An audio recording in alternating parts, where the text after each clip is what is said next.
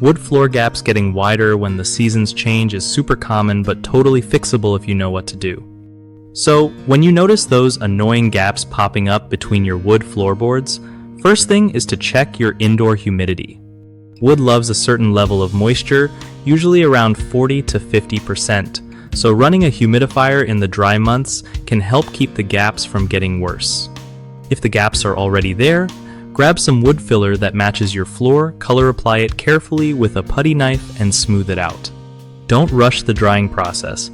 Let it cure completely before walking on it or sanding.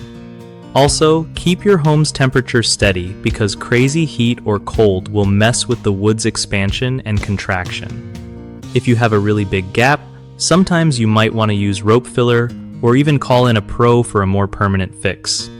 Regularly cleaning with a damp mop, not soaking wet, keeps dirt out of the cracks and prevents further damage. Remember, prevention is key.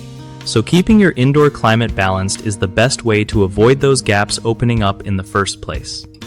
One of the biggest mistakes people make when dealing with wood floor gaps is ignoring humidity control, which causes the wood to shrink and expand uncontrollably. Fix this by using a humidifier during dry months and a dehumidifier when it's too moist.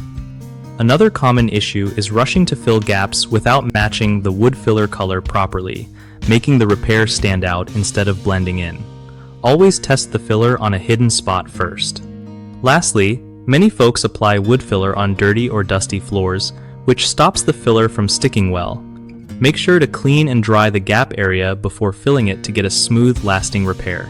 BigHomeProjects.com is a game changer for homeowners who want to find reliable local contractors without the stress of endless searching. It's also great for contractors looking to connect with people who actually need their skills, making home projects easier for everyone involved.